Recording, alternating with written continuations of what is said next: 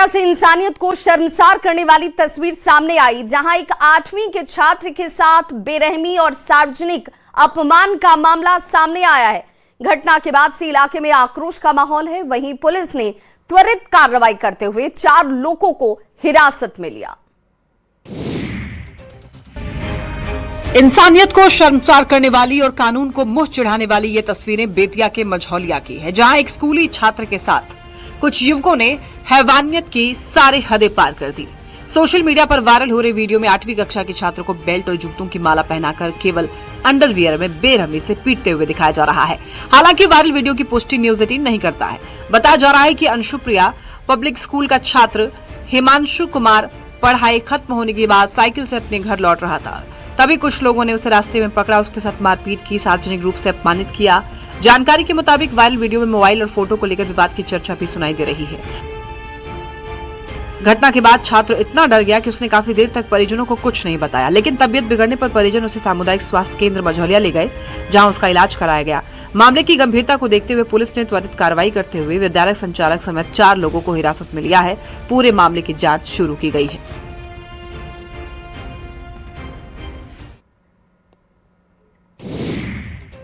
कटिहार में बाढ़ और कटाव की मार झेल रहे विस्थापित परिवार अब एक नई परेशानी में फंस चुके हैं। सरकार ने मनिहारी अनुमंडल में कटाव पीड़ितों के पुनर्वास के लिए जमीन तो आवंटित कर दी, लेकिन जब लोग यहां पर बसने के लिए पहुंचे तो स्थानीय जमीन मालिकों के विरोध का इन्हें सामना करना पड़ा।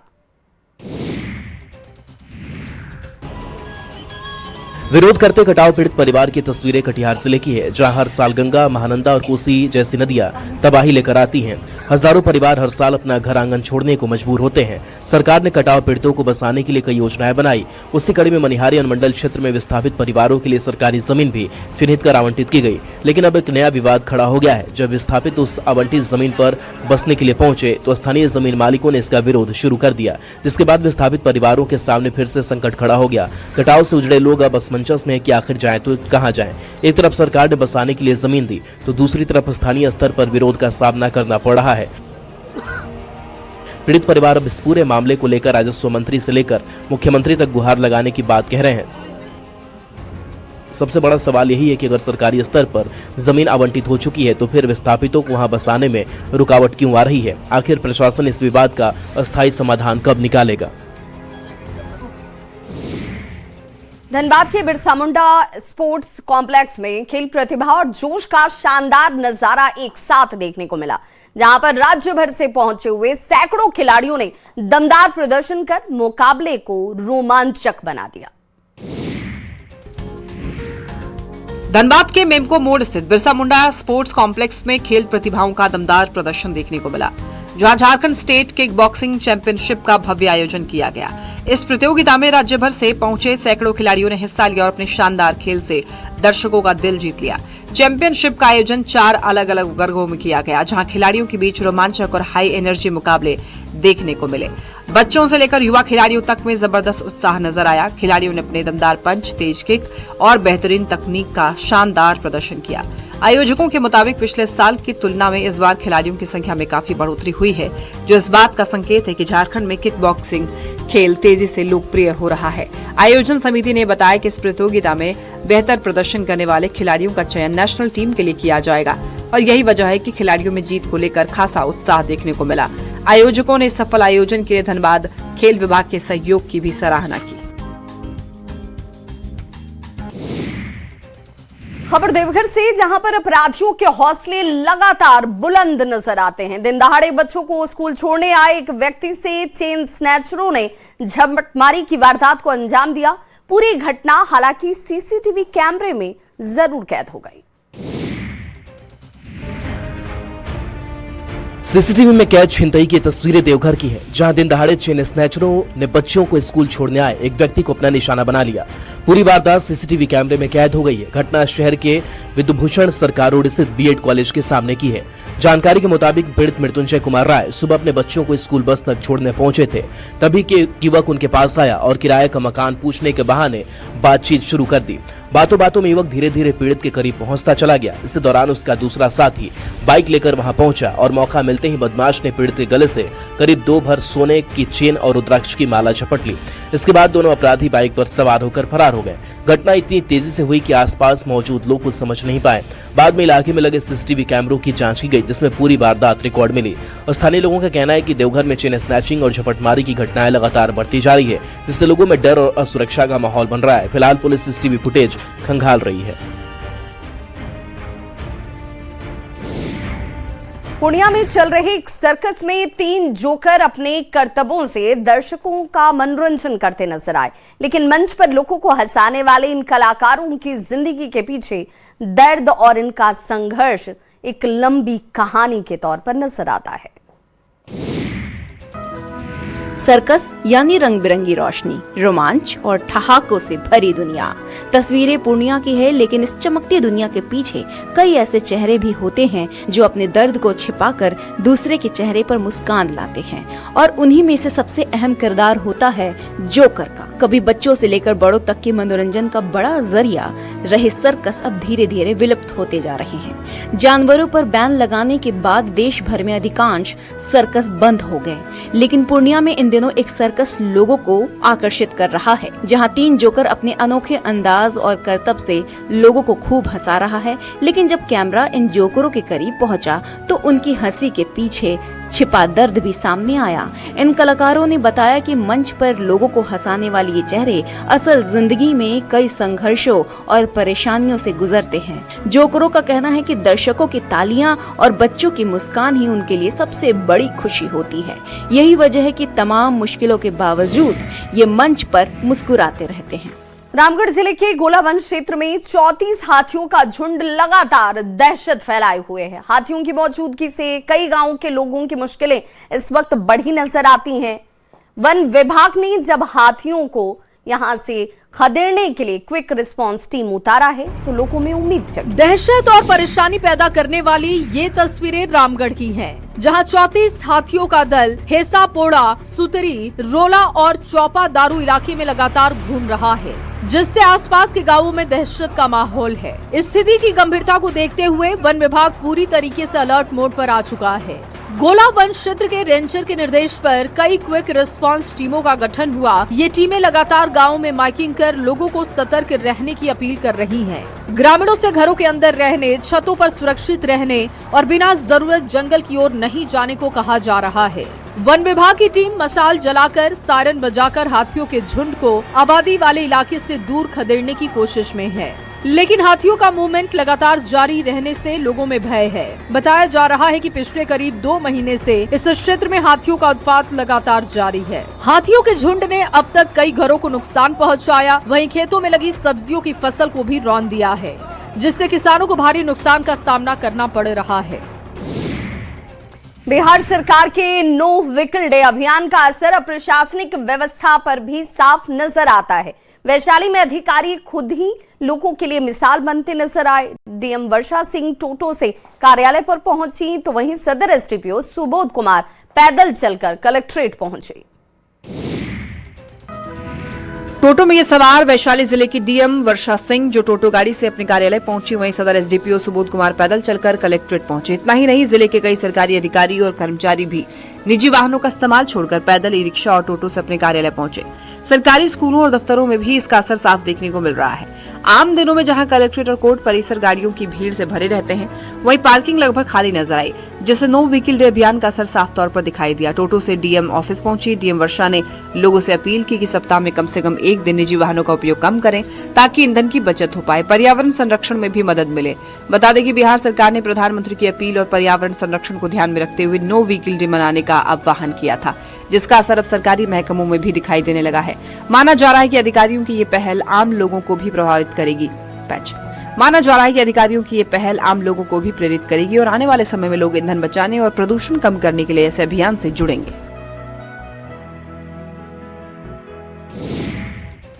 सोशल मीडिया पर इन दिनों एक शरारती बंदर का वीडियो जमकर वायरल हो रहा है, जहां वो समुद्र की ऊंची ऊंची लहरों के बीच बेखौफ अंदाज में मस्ती करते हुए नजर आया। कभी छलांग तो कभी लहरों के साथ खेल। बंदर का ये अंदाज लोगों को खूब पसंद आ रहा है। सोशल मीडिया पर इन दिनों एक बेहद दिलचस्प और मजेदार वीडियो तेजी से वायरल हो रहा है, जिसने लोगों का ध्यान अपनी ओर खींच लिया। वीडियो में एक शरारती बंदर समुद्र की ऊंची ऊंची लहरों के बीच मस्ती करता दिखाई दे रहा है। खास बात यह है कि बंदर बिल्कुल भी डरा हुआ नजर नहीं आता, बल्कि वे पूरे आत्मविश्वास के साथ समुद्र की तेज लहरों का आनंद लेता दिखाई दे रहा है। कभी वे पानी में छलांग लगाता है तो कभी लहरों के साथ खेलते हुए उन्हें बड़ी आसानी से पार कर जाता है। समुद्र की लहरों के बीच उसका बेफिक्र अंदाज लोगों को खूब पसंद आ रहा है। सोशल मीडिया यूजर्स इस वीडियो पर मजेदार कमेंट भी कर रहे हैं। कोई बंदर को समुद्र का खिलाड़ी बता रहा है तो कोई उसे प्रोफेशनल सर्फर कहकर बुला रहा है। जानवरों से जुड़े ऐसी वीडियो अक्सर लोगों का दिल जीत लेते हैं और यही वजह है ये वीडियो भी इंटरनेट पर तेजी से वायरल हो रहा है। बंदर की मस्ती और समुद्र का खूबसूरत नजारा लोगों को बार बार ये वीडियो देखने पर मजबूर कर रहा है। गढ़वा में महंगाई का असर अब सरकारी कामकाज पर भी देखने को मिल रहा है। यहाँ एक सहायक शिक्षक जनगणना कार्य के लिए बाइक या फिर कार से नहीं बल्कि घोड़े पर सवार होकर निकल पड़े। उनका ये अनोखा अंदाज अब पूरे सोशल मीडिया पर वायरल है। सफेद शर्ट पैंट और सिर पर सफेद रंग की टोपी पहने गले में आई कार्ड लटकाए घोड़े पर सवार शख्स की ये तस्वीरें गढ़वा से सामने आई है, जिसकी चर्चा हर ओर हो रही है। बताया जा रहा है कि सरकारी जनगणना कार्य के लिए निकले एक सहायक शिक्षक ने ऐसा तरीका अपनाया कि पूरा मामला सोशल मीडिया पर चर्चा में आ चुका है। यहाँ सहायक शिक्षक बाइक या कार से नहीं बल्कि घोड़े पर सवार होकर अपने कार्य क्षेत्र पहुँचे। अब उनका ये देसी अंदाज लोगों को खूब भा रहा है। जानकारी के मुताबिक मुन्ना प्रसाद गुप्ता राजकीय उत्क्रमित उच्च विद्यालय टाटी दीरी में सहायक अध्यापक के पद पर कार्यरत है। उन्हें 16 मई से मकान सूचीकरण और जनगणना कार्य में लगाया गया है। उनका कार्य क्षेत्र पनघटवा क्षेत्र निर्धारित किया गया है। शिक्षक का कहना है कि लगातार बढ़ते पेट्रोल डीजल के दामों ने आम लोगों की जेब पर असर डाला है और इसी वजह से उन्होंने घोड़े पर सवार होकर अपने कार्यस्थल तक जाने का फैसला किया। उन्होंने कहा कि जब ईंधन महंगा हो गया है तो घोड़े की सवारी एक किफायती और बेहतर विकल्प बन जाता है। भागलपुर में विक्रमशिला सेतु का हिस्सा गंगा में समाने के बाद अब आवागमन बहाल करने की दिशा में बड़ी पहल शुरू हो चुकी है। क्षतिग्रस्त पुल के पास अस्थायी बेली ब्रिज निर्माण कार्य का शुभारंभ वैदिक मंत्रोच्चारण और शंखनाद के बीच किया गया। भागलपुर में अस्थायी बेली ब्रिज निर्माण कार्य शुरू कर दिया गया है। इस महत्वपूर्ण निर्माण काम का शुभारंभ पूरे धार्मिक और पारंपरिक रीति रिवाज के साथ किया गया। निर्माण स्थल पर वैदिक मंत्रोच्चार, मंगलचारण और शंखनाद के बीच पूजा अर्चना संपन्न हुई। पंडितों की ओर से विधिवत पूजा कर कार्य की सफलता और जन सुरक्षा की कामना की गई। इस दौरान अधिकारी, इंजीनियर, जवान और मजदूर सभी मौजूद रहे। बताया जा रहा है कि बेली ब्रिज निर्माण की जिम्मेदारी विशेष तकनीक टीम और बीआरओ को सौंपी गई है, ताकि कम समय में मजबूत और सुरक्षित वैकल्पिक पुल तैयार किया जा सके। भारी मशीनें और निर्माण सामग्री पहले ही मौके पर पहुंच चुकी है और युद्ध स्तर पर काम शुरू हो गया है। अधिकारियों का कहना है कि अगर मौसम अनुकूल रहा तो अगले करीब 10 दिनों में इस मार्ग पर फिर से आवागमन शुरू कराया जा सकता है। खासकर मरीज, छात्र, व्यापारी और रोजाना सफर करने वाले लोग काफी प्रभावित थे। ऐसे में बेली ब्रिज निर्माण शुरू होने से लोगों में राहत और उम्मीद दोनों जगी है। गया में उस वक्त अफरा तफरी मच गई जब चलती बस अचानक से आग का गोला बन गई। गनीमत रही कि इसमें कोई यात्री सवार नहीं था, वरना बड़ा हादसा हो सकता था। दहशत भरी ये तस्वीरें गया जी की है, जहां शुक्रवार को उस वक्त अफरा तफरी मच गई जब चलती बस अचानक आग का गोला बन गई। देखते ही देखते बस धू धू कर चलने लग गई और सड़क पर भगदड़ जैसी स्थिति पैदा हो गई। घटना गया डोभी मुख्य मार्ग पर एम्स अस्पताल के पास की है, जहां बिहार राज्य परिवहन निगम से जुड़ी बताई जा रही एक बस में अचानक आग लग गई। रात की बात ये रही कि बस में उस समय एक भी यात्री सवार नहीं था, नहीं तो बड़ा हादसा हो सकता था। बताया जा रहा है कि बस डोभी वर्कशॉप से मरम्मत कराकर गांधी मैदान स्थित सरकारी बस स्टैंड लौट रही थी। तभी रास्ते में अचानक बस से धुआं उठने लगा और कुछ ही मिनटों में पूरी बस आग की लपटे में घिर गई। आग लगते ही चालक और खलासी बस से कूदकर अपनी जान बचाने में सफल रहे। वहीं घटना की जानकारी मिलते ही फायर ब्रिगेड की टीम मौके पर पहुंची। पहले छोटी दमकल गाड़ी से आग बुझाने की कोशिश हुई, लेकिन आग इतनी भयावह थी कि बाद में बड़ी फायर ब्रिगेड बुलानी पड़ी। करीब 1 घंटे की मशक्कत के बाद आग पर काबू पाया जा सका। वहीं प्रारंभिक जांच में शॉर्ट सर्किट से आग लगने की आशंका जताई जा रही है। गुजरात के छोटा उदयपुर में खेत में एक तेंदुआ गिर गया, जिसके बाद वो बाहर नहीं आ पाया और इसके बाद वन विभाग की टीम रेस्क्यू करने में जुट गई। कुएं में तेंदुआ और ऊपर चारों तरफ लोगों का जमावड़ा। आसपास के गांव के लोग मौजूद थे। वन विभाग की टीम दलबल के साथ पहुंची है, क्योंकि तेंदुए की जान खतरे में है और उसका सुरक्षित तरीके से रेस्क्यू करना है। गुजरात के छोटा उदयपुर की ये घटना है, जहां जंगल से भटककर शायद शिकार की तलाश में तेंदुआ रिहायशी इलाके की तरफ आया, लेकिन वो खेत के पास इस बिना पानी के कुएं में गिर गया, जहां से वो निकल नहीं पाया, क्योंकि कुएं को लांग पाना उसकी पहुंच में नहीं था। जैसे ही गांव का एक शख्स खेत के पास इस कुएं में पहुंचा तो उसके होश उड़ गए। नीचे तेंदुआ था। उसके बाद पूरे इलाके में खबर फैल गई। काफी मशक्कत के बाद तेंदुआ पिंजरे के भीतर पहुंचा और फिर उसे सुरक्षित बाहर निकाल लिया गया। वन विभाग के अधिकारियों के मुताबिक तेंदुआ पूरी तरह सुरक्षित है और जल्दी उसे जंगल में छोड़ा जाएगा। अक्सर पानी या शिकार की तलाश में जंगली जानवर रिहायशी इलाकों और खेतों में पहुंच जाते हैं। Bureau report, news 18। भोजपुर के अकगांव बाजार में वट सावित्री पूजा के दौरान उस वक्त अफरा तफरी मच गई जब पूजा के बीच अचानक से वट वृक्ष में ही आग लग गई। सुहागिन महिलाओं में दहशत मच गई। हालांकि हादसा टल गया। पूजा के दौरान वट वृक्ष में धधकती आग की लपटों की ये तस्वीरें भोजपुर की हैं, जहां पूजा के बीच अचानक वट वृक्ष में आग लगने से कुछ देर के लिए अफरा तफरी मची। इस दौरान मौके पर मौजूद सुहागिन महिलाओं में दहशत फैल गई।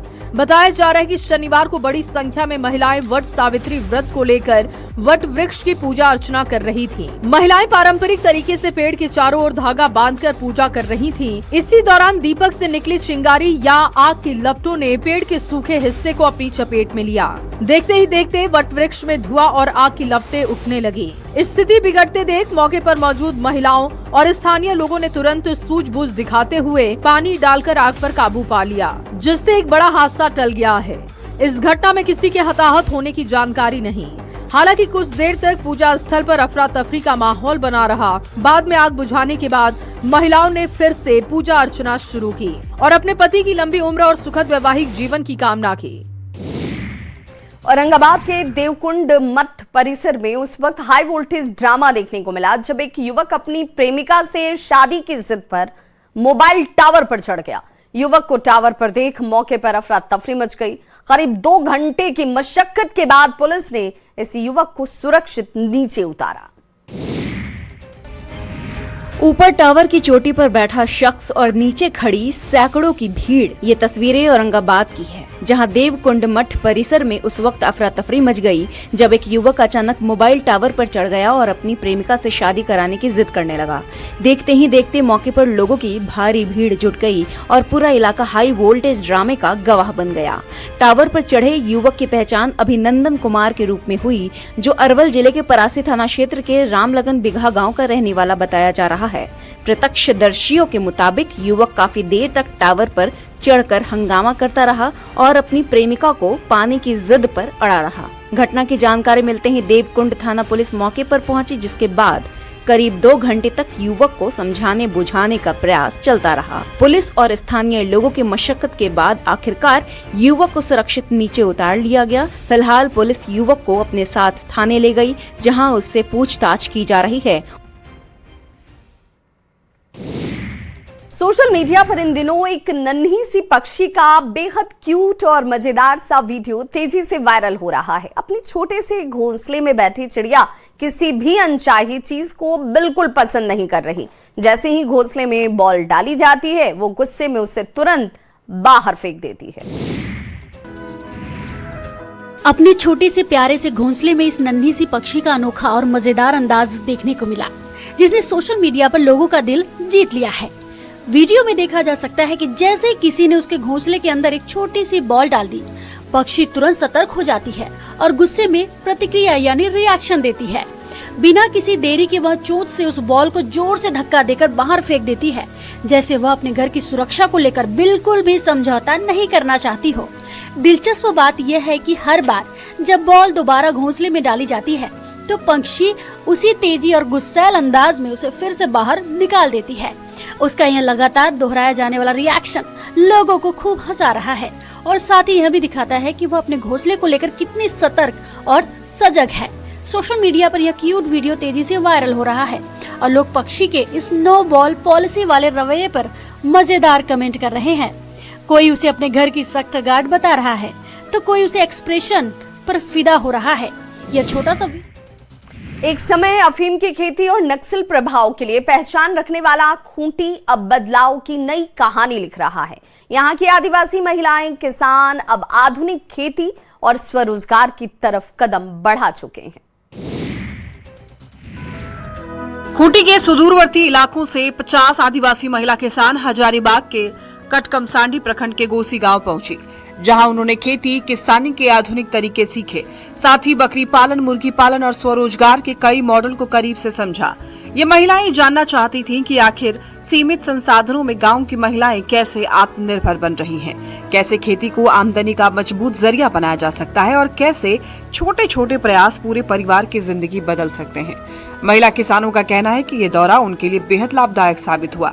यहाँ से जो अनुभव और जानकारी मिली उसे अब वो अपने गांव में दूसरी महिलाओं तक पहुंचाएंगी, ताकि खेती के जरिए आर्थिक मजबूती का रास्ता तैयार हो सके। वहीं गोसी गांव के स्थानीय लोगों का कहना है कि ऐसे प्रयास सिर्फ खेती तक सीमित नहीं होते, बल्कि दो जिलों के बीच संस्कृति, परंपरा और जीवन शैली के आदान प्रदान का भी माध्यम बनते हैं। कभी अफीम और बंदूक की पहचान रखने वाला खूंटी अब खेती, आत्मनिर्भरता और महिला सशक्तिकरण